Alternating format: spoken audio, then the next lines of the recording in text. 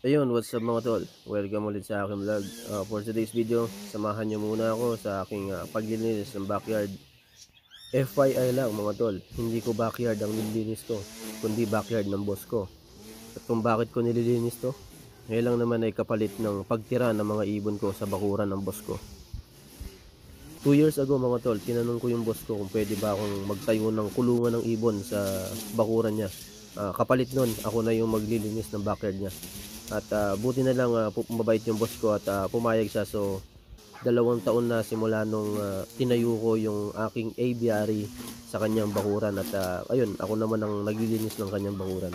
O diba mga tol, diskarte lang. Dahil sa hilig ko sa pag-aalaga ng ibon at kung ano-ano pang mga hayop kahit na wala akong bahay dito sa Amerika, ay nagkaroon ako ng pagkakataon na magtayo ng aviary dahil sa boss ko. At syempre maraming salamat sa boss ko dahil binigyan niya ako ng pagkakataon na makapag-alaga at makapagtayo ng bahay ng ibon ko sa kanyang bakuran. Konting kaalaman lang mga tol no, kung bakit nagtayo ako ng aviary o kung bakit nag-breed ako ng ibon. Bukod sa hilig ko talaga yun, bata pa ako nakatulong yun sa atin. No, nakatulong yun sa akin financially. Kung minsan nga mga tol, nagpo-post ako ng video ng mga ibon ko dito sa Facebook page ko. Minsan naman nagpo-post ako doon sa isang page ko na tungkol talaga sa mga ibon. Alam ko ilan sa mga followers ko dito alam na meron akong Facebook page tungkol sa mga ibon, at kung hindi ka pa naka-follow doon sa Facebook page ko sa mga ibon ko eto, follow mo na. At yan mga tol, nung marami pa akong time sa mga ibon ko, nakakapag-train ako ng ibon at nakakapag-hand feed. At ayan yung content ko dati sa page ko. Anyway mga tol, mabalik tayo sa paglilinis. Itutuloy ko na nga ito at tara, samahan niyo ako.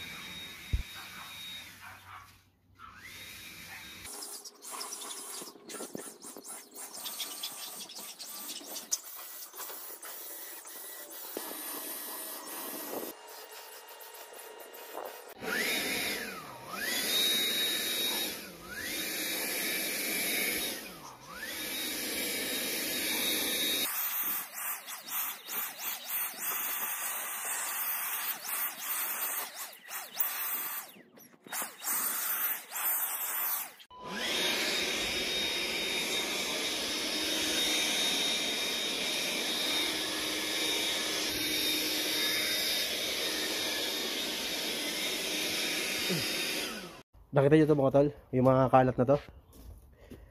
Yan, yung mga binlower ko na yan. Ayan, pakita ko sa inyo. Dami yan. So ang gagawin ko yan, diskarte ko dyan, para hindi ko na daspanin o hindi ko na walisin. Ilalagay ko yan doon sa gitna ng Bermuda grass. Ayan. So pag nandyan na lahat ng basura sa gitna ng Bermuda grass, ipapahigop ko yan sa vacuum. So habang siyempre ito kailangan ko rin to i-mower itong damon to, kailangan ko i-mower yan. So one time na lang ang gagawin ko, lalagay ko yung mga dahon-dahon doon sa gitna ng Bermuda grass para higupin na rin ng mower. So ganoon yung mga veterans move, mga discarding pang malupitan na para mabilis yung trabaho, di ba? Ayos, let's go tol, tuloy na natin.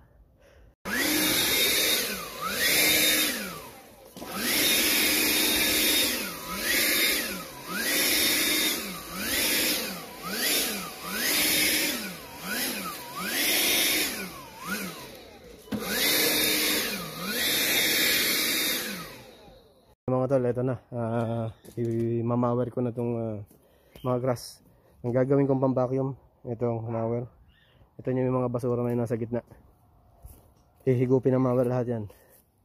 So tara, papakita ko sa inyo, let's go.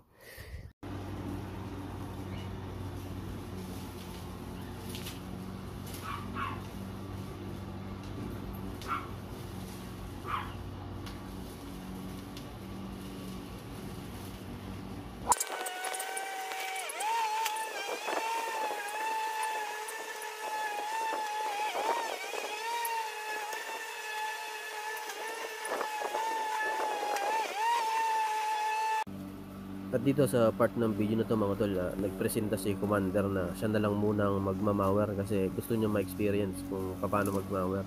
At siyempre, hinayaan natin siya, no? Siyempre, para makapagpahinga na rin tayo. At ayan, nakikita nyo, konti na lang yung mga dahon-dahon kanina na binlower ko sa gitna ng Bermuda grass. hihigupin na rin yan ng mower.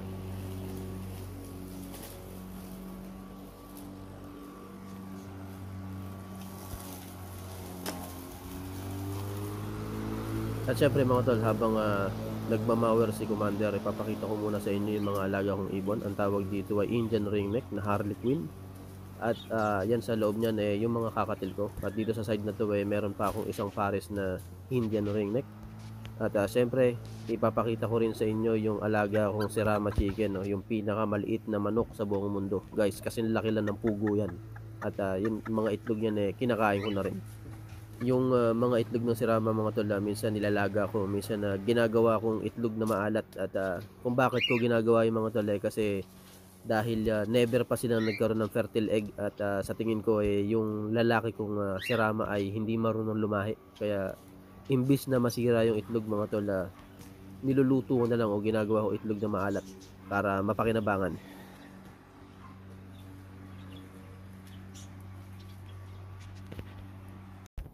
At yun na nga mga tol, na natapos na rin namin na linisan nitong backyard.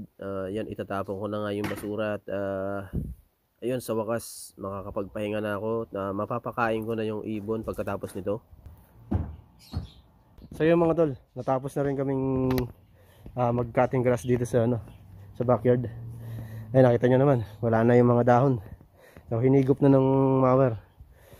So yun guys, maraming salamat kung umabot ka sa video na to. Till next time, syempre pakita ko lang sa inyo sa likod yung gano'ng kalinis. Tamang linis lang, wala na yung mga damo-damo dyan kanina. So yun guys, kung umabot ka sa video na to, maraming salamat. Yung medyo hinihingal ako. Please share my video, please comment, like, at lahat-lahat. Kung hindi ka pa nakapollow, na. See you sa susunod kong vlog. Maraming salamat. Ingat!